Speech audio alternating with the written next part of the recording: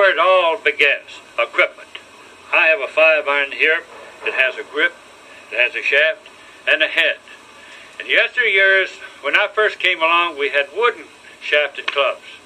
Now, it was very difficult to keep a set of clubs in good shape if you practiced and played with the same set.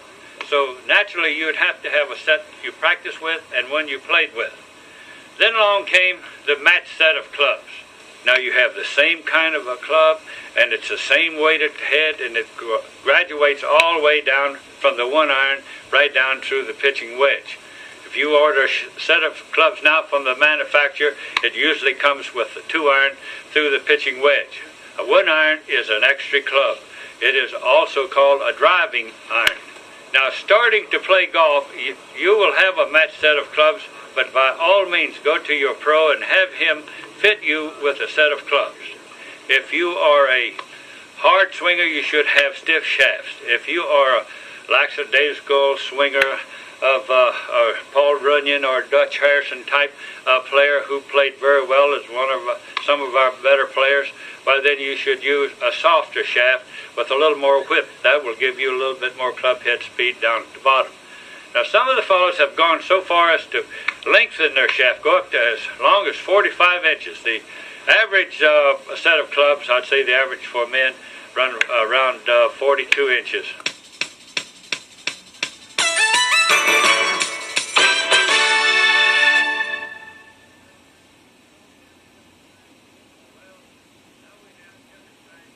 Well, now we have different kinds of grips.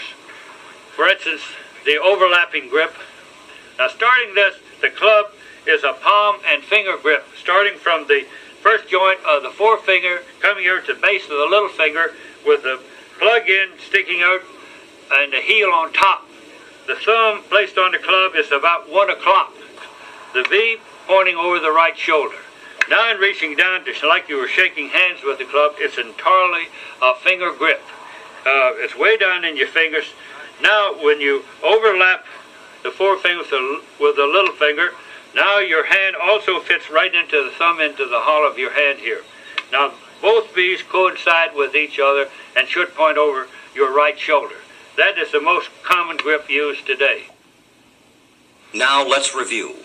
With the sole of the club flat on the ground, the shaft is not tipped ahead or back.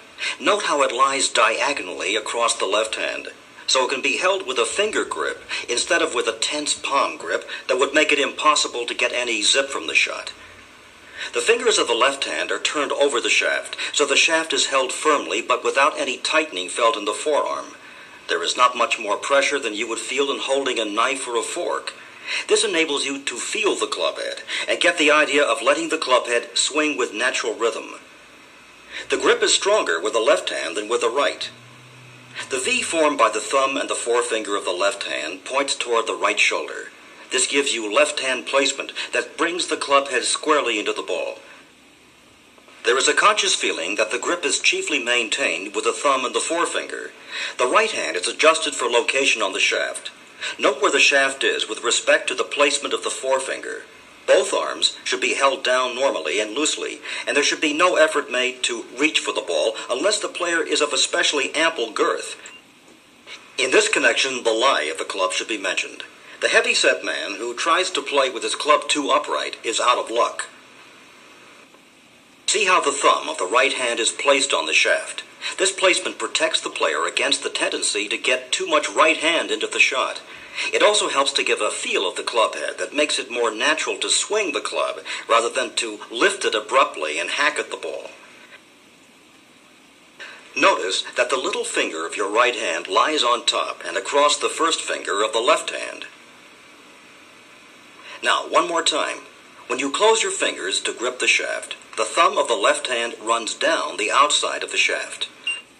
The V formed by the thumb and the forefinger should point over the right shoulder. Grip the shaft with the fingers of your right hand so the palm of that hand covers the thumb of the left. The little finger of the right hand overlaps the first finger of the left.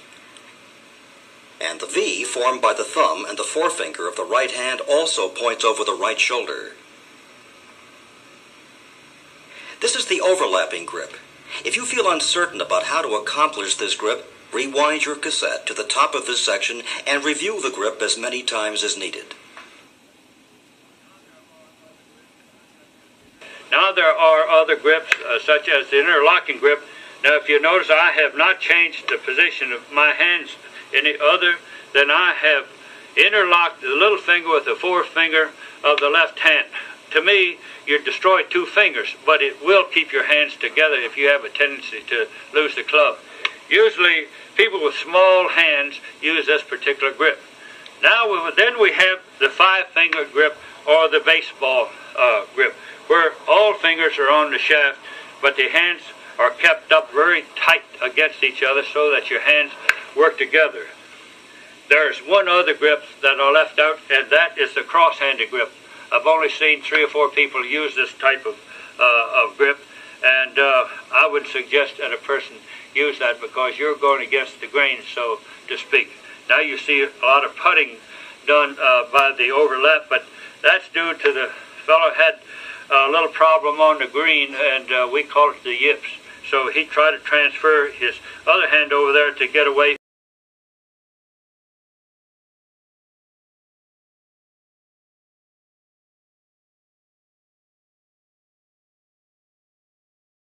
The swing is the thing. Now in gripping the club, you grip it very gently so that you do not have any opening of the hands going back or opening coming through. Your hands are the only parts of your body that come in contact with the club. Now after you forward press, I grip this club as light as if I had a baby chicken in my hand, that I wouldn't squeeze it too tightly. But now if you were to grip the club too tight at the address, as a rule you will open up your hands at the top of the backswing, and then you decrease in your downward swing, which causes a whole lot of trouble. The backswing at the top of your backswing should be pointed toward your line of flight. Now we call this a layoff when the club is pointing back behind me. Now when you come across the line up here in this manner, you're apt to hook more. That's not very good either. So in swinging a club and getting your grip proper at the top of the backswing, a good thing is for you to bring the club up in front of you in this manner, cock your wrist, and then move them back up in position. Now if you can do that, now you know then you're ready to really put the club square on the ball and on your intended line of flight. I remember playing with Dan Topping, who was part owner of the Yankees, saying that he had the shank so bad that he had shank-proof clubs built. And on his backswing, he would lay the club off in this manner. That is very bad because then when you start your downswing, the club comes out over your intended line and hitting the ball into the heel of the club, which makes it go squirting off to the right. And so I said to him, I said, Dan, you must have your right hand up on top of your left hand in this manner so that your hands come back inside. And I said, now take the club up like this, put it back up here in that manner there, and then you go from there.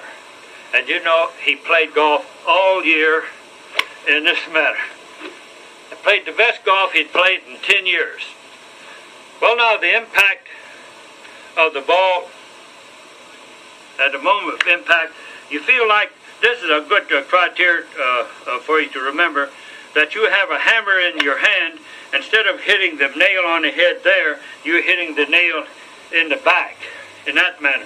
So if you see how I straighten up, my left arm becomes straight, the club starts to straighten up at the mode of impact, and doing that you can keep the ball on a direct line.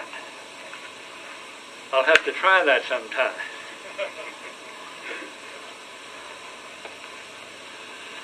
Now the follow through and bounce. Your head is the hub to the swing, and it should remain in the same position till after you have struck the ball. It can turn, but it cannot go back and forth and up and down. If you'll watch this swing, now your balance is so important that if your head stays there, consequently you will have a nice finish.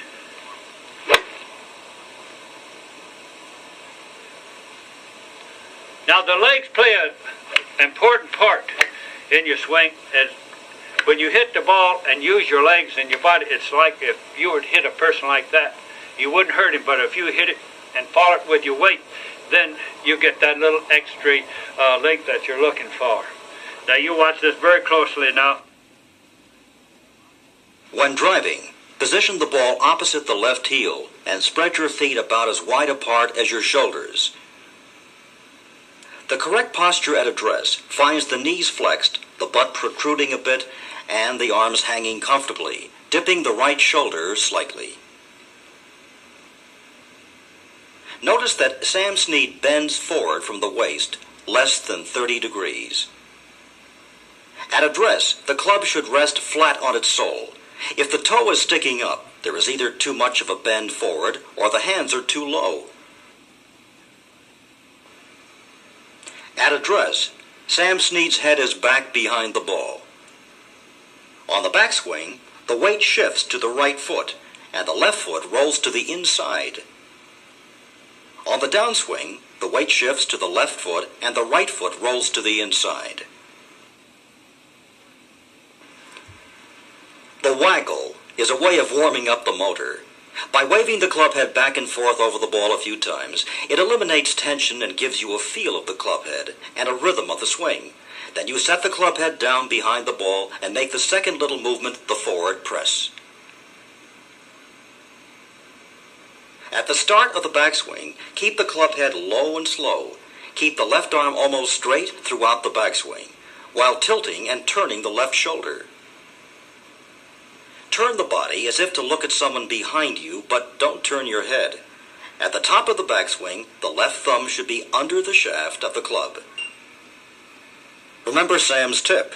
Bring your hands up in front of you. Turn to the right, and your hands are placed correctly at the top of the backswing.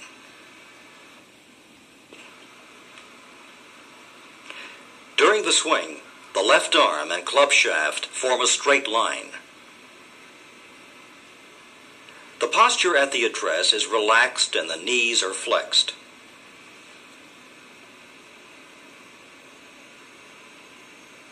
The club is taken away low to the ground. Takeaway is low and slow for 18 to 24 inches. The arms, shoulders, and hips work as a package. The body turns but doesn't sway on the backswing. The wrists remain uncocked at this point. The left shoulder tilts and turns on the backswing. The left arm is kept practically straight. With the left arm straight, the weight is on the right foot. The left shoulder is under the chin and the hands are kept high. The club head dips only a little below the horizontal. The left hip turns to begin the downswing. The wrists remain cocked early in the downswing. The left arm pulls down and the right elbow comes in.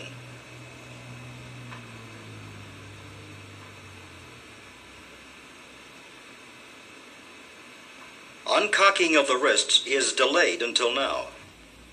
As the wrists uncock and hands enter the hitting area, the right foot digs in to speed the club head. Left arm is kept straight and the head is down.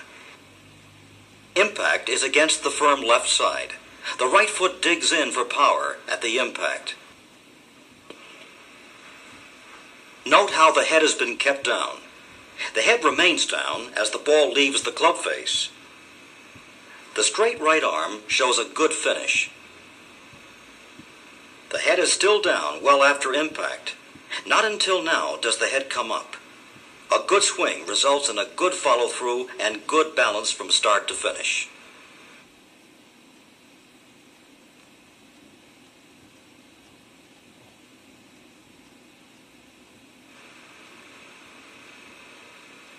Now, let's watch the swing again, with the side and front views in slow motion.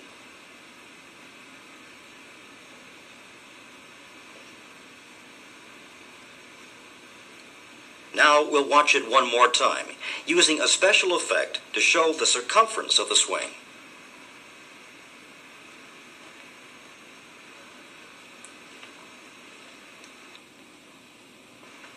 And one more time without the effect.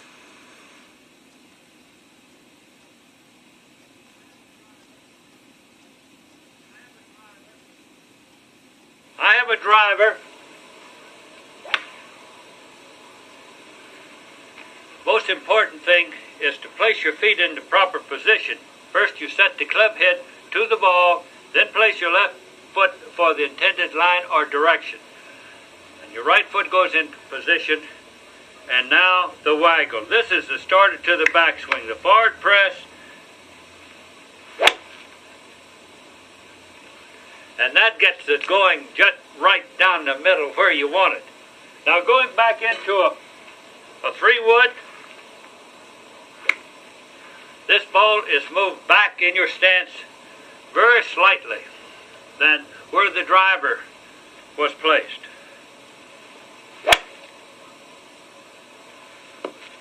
Now we progress on down to the 2-iron, which is the longest iron club in the bag. The feet now have gotten just a little closer together. The ball now has gone in between the heel and the center of your stance. This ball is struck on the downswing, trusting to the loft of the club to get it into the air. Now we progress going downward to the 5-iron. Now if you'll notice, the ball has been moved back still further in my stance. It's almost in the center of my stance. My feet have become just a little closer together, and the stance or the feet are in a straight line with my target. Still striking the ball down. Now I go down the line a little bit further now with the 7-iron. We're in the accuracy club at this moment. Now the ball has been placed in the center of my feet. The feet have become just a little closer together because this swing is not as long as the shot before the 5-iron. Still striking the ball down. And as we progress on down to the 9-iron, now the feet have opened up slightly to my target and closer together. The backswing is not as full. If you notice now, the ball is placed now back in the center of the feet. Still striking the ball down. So now we go down into the wedge. You're not striving for distance in this particular club. You're trying to put it from here from A to B. Now notice that the feet have become fairly close together, slightly open. Now the ball is back in the center again. I never move the ball back further than the center of my stance because I want to strike the ball on a downward blow and at the same time get the ball into the air. Now before you go to the golf course to play, make sure you warm up first if it's possible. Hit a few balls, but not too many balls, because you can leave all your game right on the practice field. If you don't have a chance to hit balls to warm up, use this form of exercise with the club and on your back, and you turn as if you were hitting a long drive.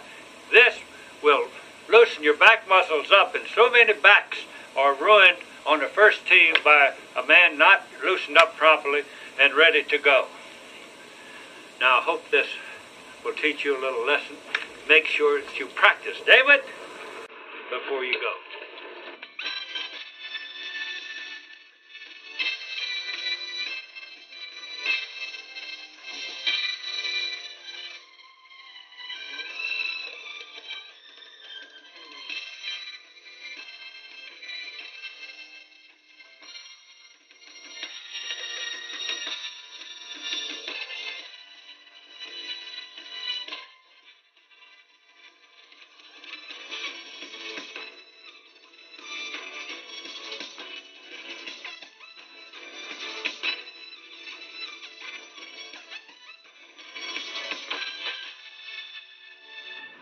Thank you. Well, this is the first tee. This is where it all began.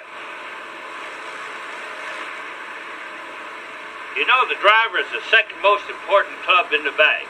You use this club at least 14 times in a round, sometimes more than that. People that don't hit it quite so far, they must, when you get to a par 3, say 235, they have to jerk out the big one. Well, the old saying goes, you drive for show and you putt for dough. Now, if you keep the ball in the boondocks or in the traps or out of bounds or in the water, what happens? You don't get a chance to putt for the dough, do you? So learn to drive first. Drive and putt. If you can drive and putt, you can win golf tournaments.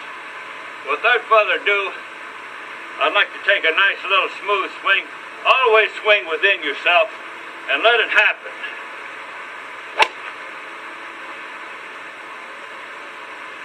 Right down the middle. When you try to hit that long ball, no go. You must remember, you only hit about 1 out of every 6 when you're really trying to cream it. So play within yourself. Always hit, I'd say about 85% of your strength. Now watch this. The first thing I do, I look down the fairway to see where the trouble is. Now, if we have out of bounds to the left and it's open on to the right, well, I'll make sure that I fade the ball, never hook it. Well, if it's out of bounds to the right and I got room on the left, even though it has traps, I want the ball going toward the trap, not out of bounds, because then you have to re-tee, you lose 2 shots there. So it's very important to learn how to drive. First, get the club that suits you, and then learn the fundamentals of how to grip the club. That's the most important thing in the world. You see all these terrible grips, well, he has to make a mistake to correct that one, and 2 wrongs don't make a right. Now, with further ado here, suppose we'll tee off.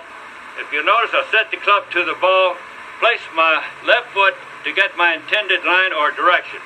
Right foot goes back in position. The waggle, this is very important. This waggle and the forward press.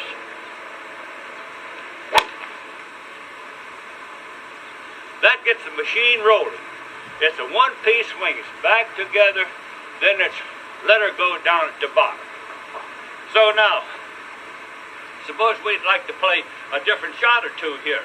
If they're out of bounds to the left and it's open to the right, you don't want to go near that out of bounds to the left. So what do I do?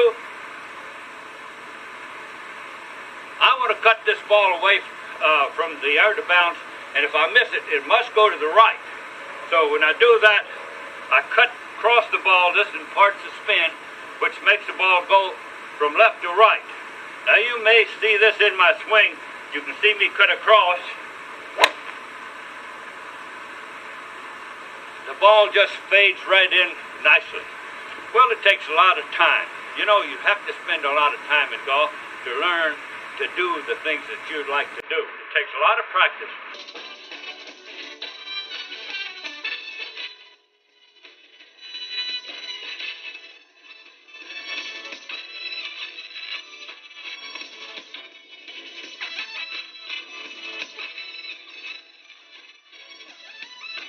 Three wood, please. Thank you. Now we come to the fairway wood shot. I have a 3 wood in my hand, but doesn't necessarily mean that you must play a 3 wood. I use this club up to about 235. Then I can also go down to about 200, or maybe even less, depending on the wind and the type lie I have. The lie should designate to you what club you should use. Now, in dressing this ball, I see that the ground is going downhill a little bit, so in order to stop this ball on the green, I must hit this ball with a cut and get it up in the air so it would land a little softer on the green. With a hook, I could not hold that green. So now I will try to play this shot with a cut up into the air so that it will fall lightly on the green.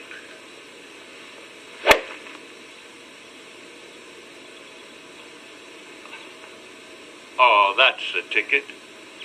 You know, it's something in playing clubs, you must select the proper club for that particular lie. It's saving shots that count.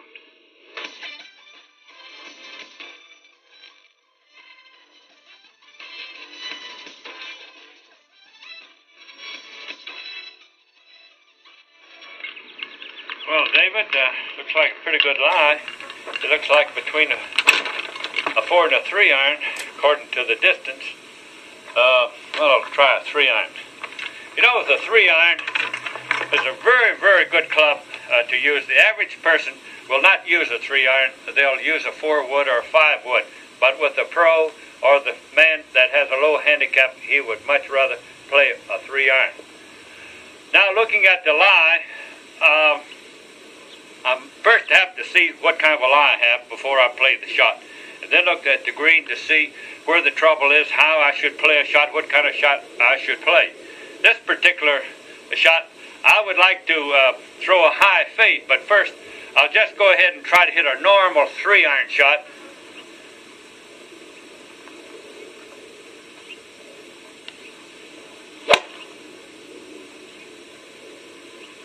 I'll take that every day and twice on Sunday. Now, if the green is hard and I must stop the ball a little faster, then I must get the ball into the air a little higher so that it has a spin on it. It'll come down and stop. I call this my chandelle shot. I told my nephew, JC, that this was a chandelle. He said, what is the chandelle shot? And I said, well, watch. I'll hit this high 3-iron. It'll come down very softly and like a butterfly with sore feet.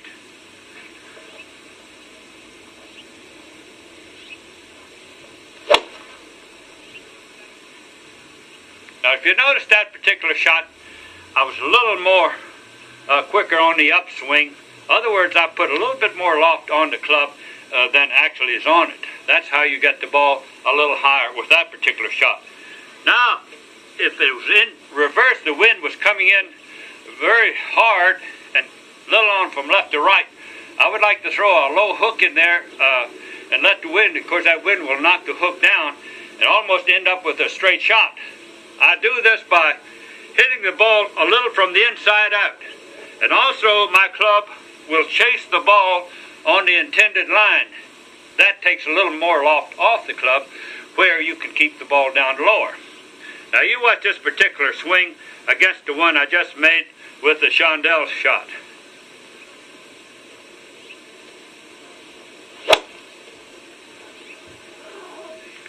Now if you notice, that club stayed with the ball a lot longer through the shot, and which kept the ball down. Well, it's these kind of shots that pays off.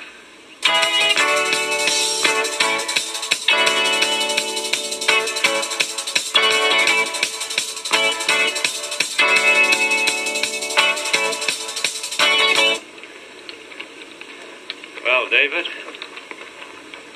we're about 175 yards. That'll be a 5-iron, please. Thank you. A 5-iron, I think, is the utility club to your whole golf bag. When you practice with a 5-iron if you have one particular iron you would like to use. Now, if you can use a 5-iron, consequently, you can use a 4 and a 3 and whatever. And same thing goes downward.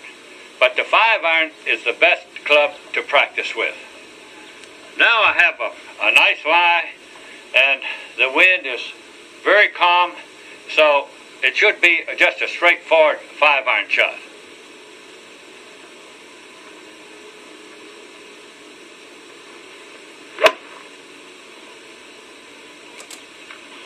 Don't go in the hole. Oh, this feels so good to hit a 5-iron. And now playing a little different shot. Now should the pin be tucked around into the right corner of the green, you don't want to go over that right side because the pin is on the right side. If you miss it on the right side, then Katie barred the door. So now you would like to go in there with a little fade. So you use all the green that you have up there. If you miss it, you'll miss it to the left. So now with a nice high drop-in 5-iron.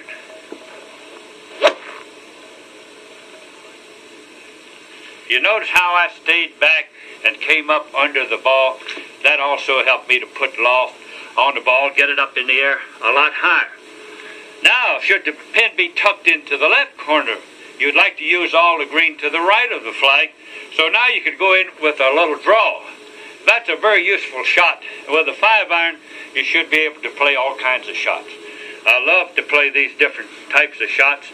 As Leo Diggle once said, there's no such thing as a straight one. He said he's got to have either a fade or a hook. The straight ball is the hardest of all to hit. So now we'll take it in from right to left.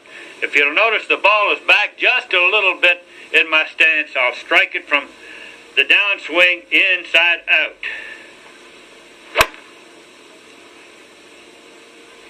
Now that uses up the green, so you're not worried about the ball being in play. There's one thing you don't want to do, and that is try to come in from the other side where the pin is tucked tight. And if you miss the green on that side, well, then chances are of making a par is remote.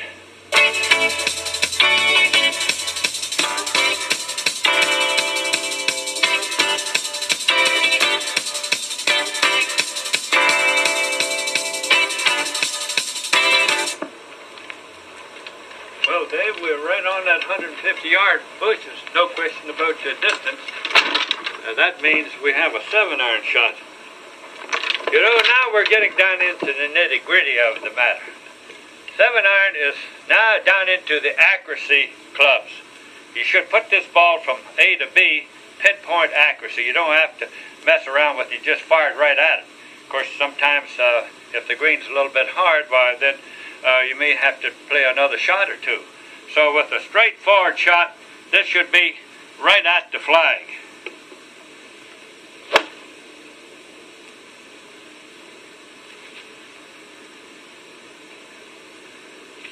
Well, you should have a putt for a birdie from there. Almost, I would say, 85% of the time. So now when the conditions arise where you must hold the ball with a little draw, and to keep the wind from taking it over in Timbuktu, I'm still striking this ball from inside out, putting a spin on it to make it draw.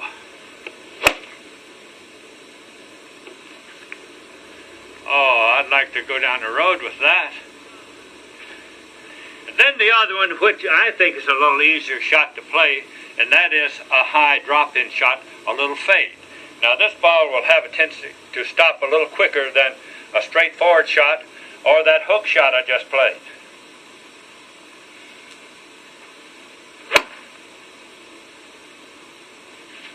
I can go to school with that. So now, you see, you don't have to have a big club or something that you murder the ball with. You take the club that you can get there with. And don't try to fool around with trying to use too little club. That's the problem with 90% of all amateurs. They never use enough of club. So the next time you play, make sure that you use enough of club to get there.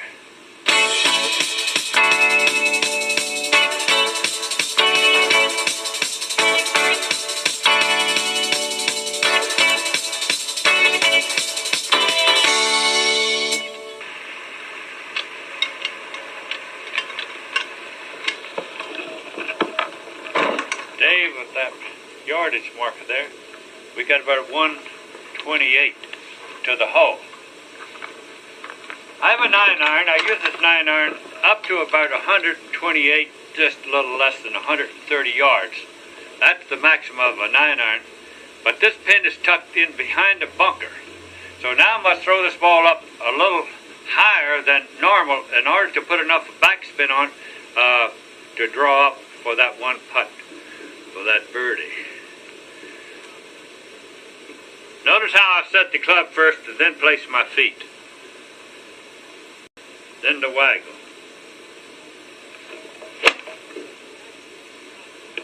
Now that should stop real fast. I don't think that ball moved 2 feet. That's putting backspin on it. Now, sometimes you're faced with a ball in this position down in a divot. Now in this particular shot, you must go down through the ball. Hold on to the left hand just a little bit firmer, because hitting into the ground there, it's apt to turn the blade over, and that'll cause the ball to go ski-wide to the left or someplace, or not get up in the air. So you must hold on a little bit tighter with the last 2 fingers of the left hand and feel like you will drive the ball on down into the divot. And that ball popped out of there just like Jack in a box. Well, now we're getting into the place where you should do your scoring. Remember, take enough club. But if you think you don't have enough of club, go back and get a little bit more. Because people are prone never to use enough of club. So that is where the scoring starts now with the short irons.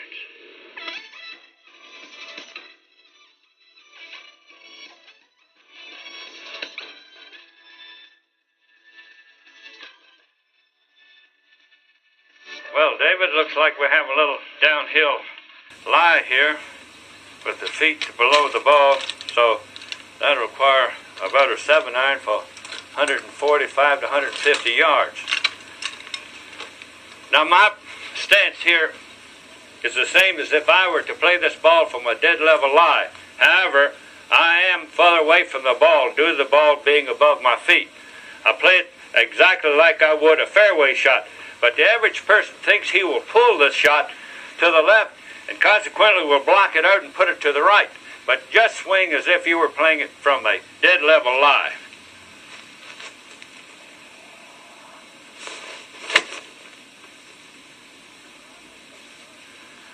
Well, I'd like to have those every day. Now then we have another one here. This is on the downslope. Now this ball is played a little bit further to the left side. Now you already have your loft, so you don't have to worry about getting the ball up into the air. But this means you must stay with the ball. If you don't, you're inclined to pull this ball from this particular shot, but swing straight through on the line that you want the ball to go on.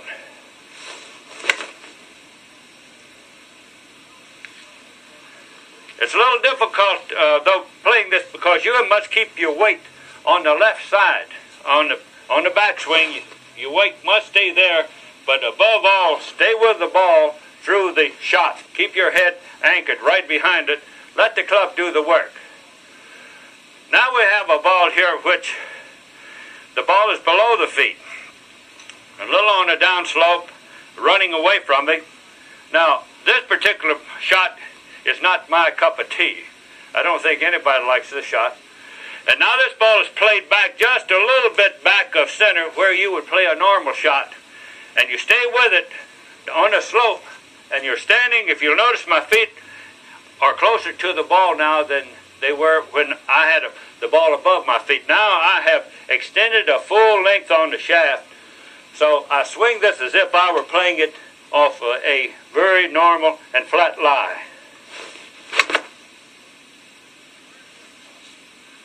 It's very difficult to maintain your balance on this particular shot, but keep your head still behind that ball and stay there until you look up and you see the ball flying. Now the most difficult shot of all of these uphill, downhill lies is the one that is running downhill. And a steep shot like this, then you must go to a more lofted club. Now this particular swing, you swing down through the ball, way the terrain goes, the slope of the ground, you stay with it and let your club go down through toward your hole. Now if you try to pluck this ball off, you invariably hit behind it. It's very important to play the ball back just past center and strike it on the downswing and follow the plane of the ground toward the hole.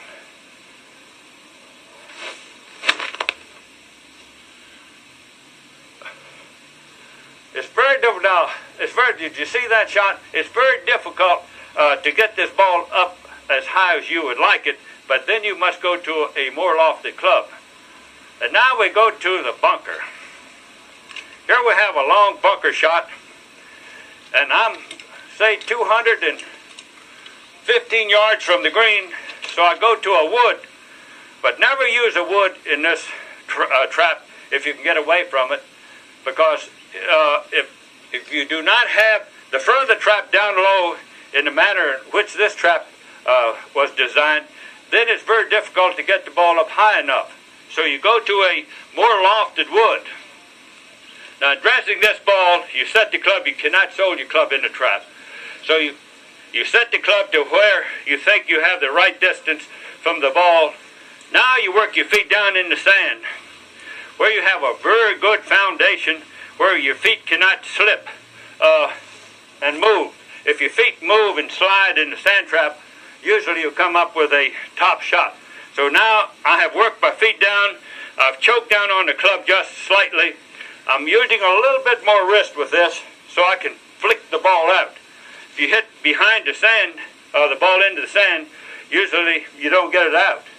So you take the ball first.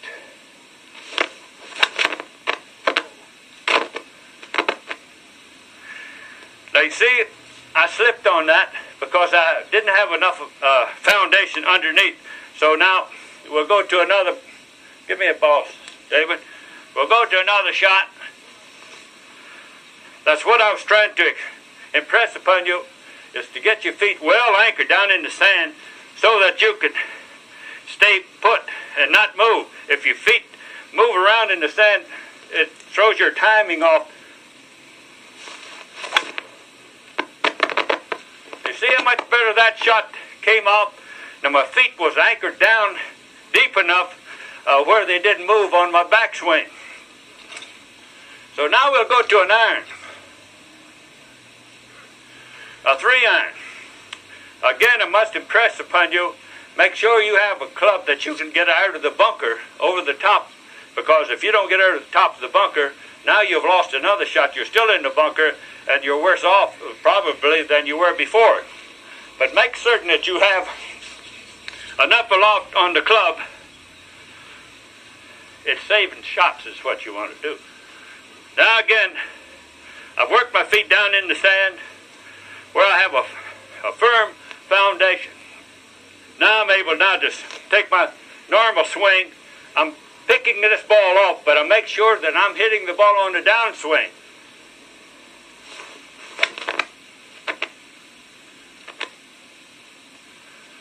Now, you can play this shot like you do a fairway shot, but make certain you pick the ball first. Now we'll go to a little shorter club now, say for instance a 5-iron shot. Now we're coming down where, after you work your feet down into the sand, this becomes a little bit easier. Make certain you hit the ball down. Don't try to loft it, but hit it down and let the club face bring the ball off of the sand. Let your club face get the ball into the air.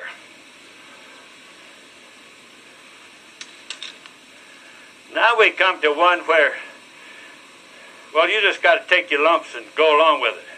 David, I'll have sand iron, please. Now it's impossible for me to hit this ball toward the green. So now I put it there, and you put it there. So now we have to do the next bet. Well, we just have to play it back here, play safe. But don't try to get it out of here, because you hit into the bank, now you're in more trouble. So just go ahead and play it safe. Put in the trap again. Give me another. Try that again now.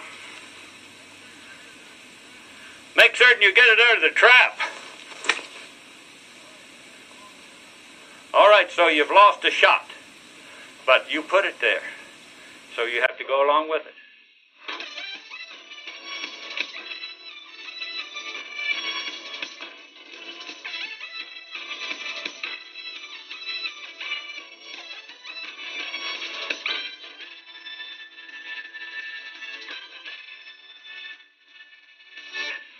This is a little tough shot here.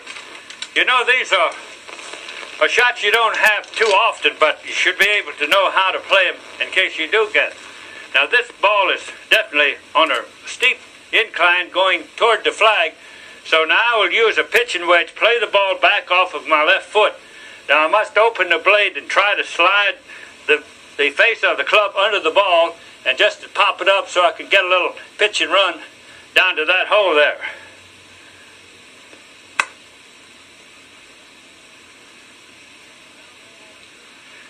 And now we'll go over to a couple more tough it. We have one here that you're restricted on your backswing, so now this requires a little scrape shot, so now I have to change clubs. David, give me 8, please. I will take this club back inside and sort of make a hoop or bring it around, so that I could miss this tree at the same time, get the ball on my intended line or direction.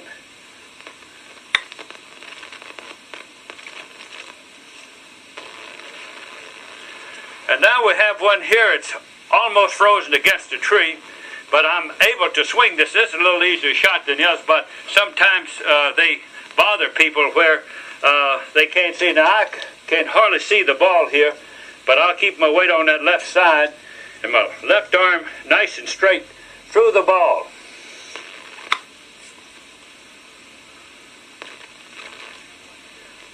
And now we have one here that if I was left-handed, it would be a very easy shot, but I'm not left-handed, so now due to the angle of this tree being back, I'm able to straddle the tree and get a little closer to it, but I'm trying to keep my legs out of the way so that I don't hit my leg on the follow through. But I stay real still on this. Keep that left arm straight through this. Don't let it bend through the shot.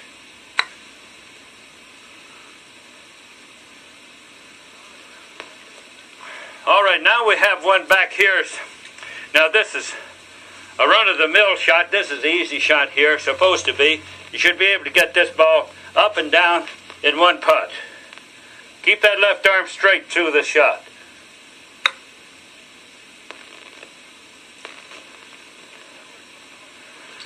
Now we're just off the edge of the green.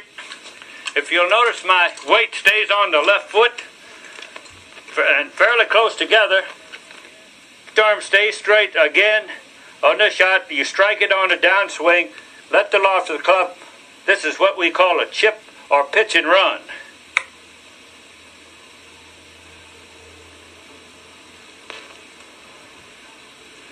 All right, now we'll go to the trap. Well, David, this is a little ticklish. I'll take the 8-iron, please. Now, here's a very difficult shot, but also a very dangerous shot. Now, you must be very careful to pick this ball off of this line. If you hit it the least bit fat, you'll hit in against the butt of the green here, where it's cut, and you'll hardly move the ball anywhere. But keep that left arm straight again as you strike this ball. See how I picked that ball off of there? Let it roll up. Now we get into the sand. Here is a very tough shot to get to the hole, especially if you have a long trap shot. Now I'm up against the lip of the trap here, but I'll pick the club up, put a little more loft on it, and I'll have to swing a little harder with this particular shot because the ball will go a little higher, trying to get to the distance that the flag is away from me. That's about as good as you could expect from that type of line, that close to the bank. Now we move back here to a normal lie. This is desert sand, and it's a little coarse, but it's not too difficult to play on. We do have harder sand. Silken sand, I think, is the hardest, but I prefer beach sand because it packs, and then you don't have to swing quite as hard. This you have to swing fairly hard. First, to work my feet down into the sand so I have a firm foundation. Now the ball is played up off of my left heel, and I strike the ball on the downswing.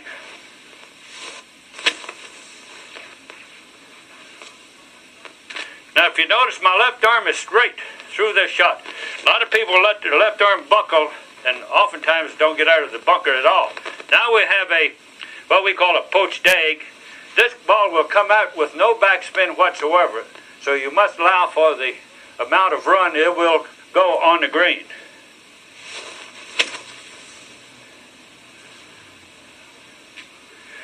And now we have really a buried ball.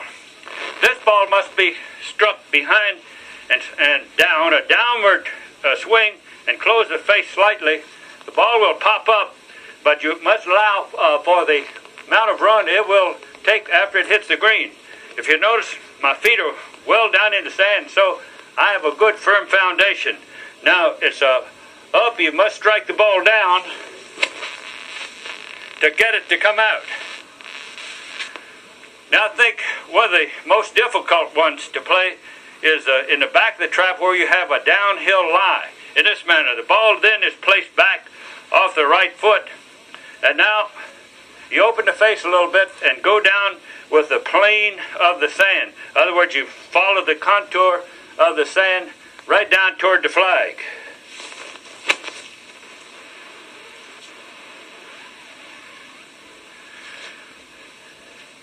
And for me, this is a hard, actually when the ball is lying clean, is an uphill lie, and oftentimes you'll either pick it too clean or you hit behind it, and either one is very bad. So you try to follow the plane of the sand or of the ground along. So I try to take the club back and let it follow the plane of the ground, so to speak.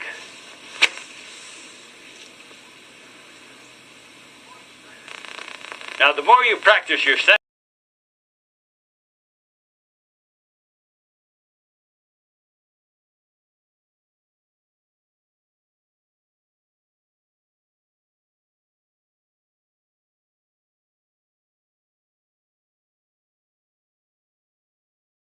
now we'll get into putting. This is the most important part to the golf game. This is where you save shots or you lose them. There are several grips used in putting. One was with the grip in yesteryears, in stroking it that way. Now they're striking the ball with arms and hands as one unit. There is no break whatsoever in wrist at all. This was, I think, popularized by Charles from New Zealand, and he was a left-handed player besides, and I think he was the best putter for 10 straight years. And he putted with arm and hand as one unit, no break whatsoever. Most of the fellows today are putting that way. Tom Watson has a little different setup where his weight is on his left hand, on his left foot. And if you watch Tom Watson, he'll sit there and it's just so smooth on. I think he's our best putter at the moment. Now we have Liskey that puts cross-handed in this manner.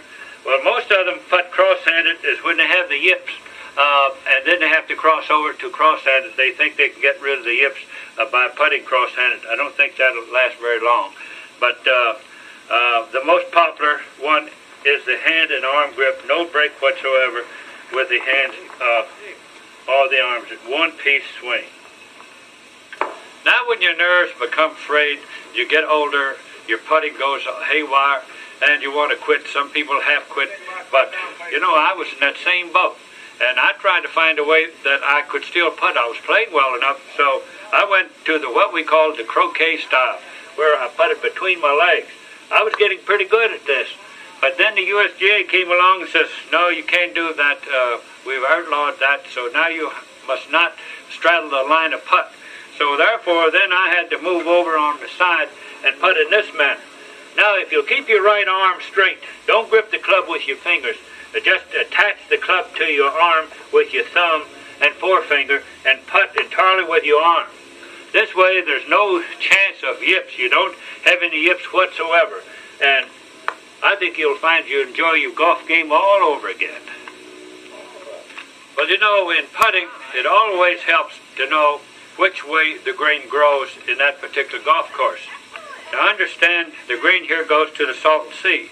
Also, if you're putting a green, especially short putts, and how you tell the way the green is growing, you walk up, and if it's eaten out, say on the left side here, you know the green is going to the left. Now if it's eaten out on the right side, you know the green is going to the right.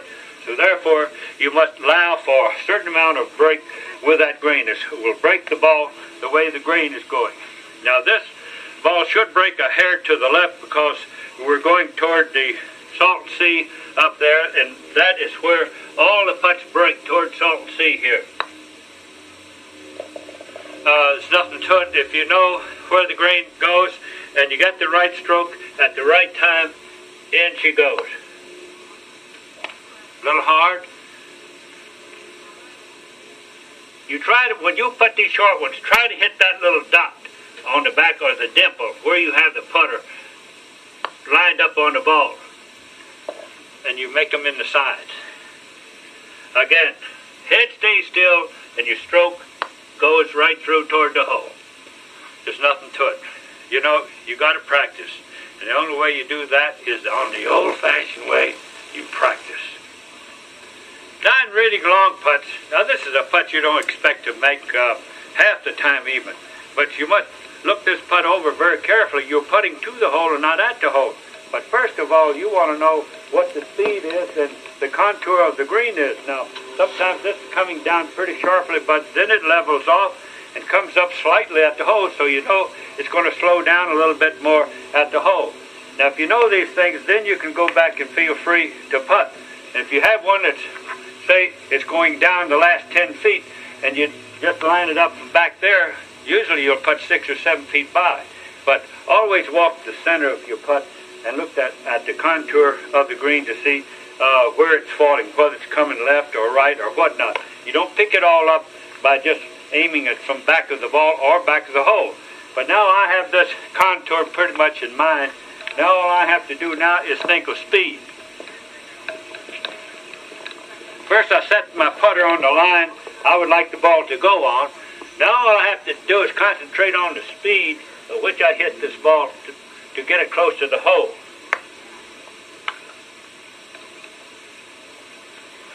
So it's nothing to it if you got the speed and the direction.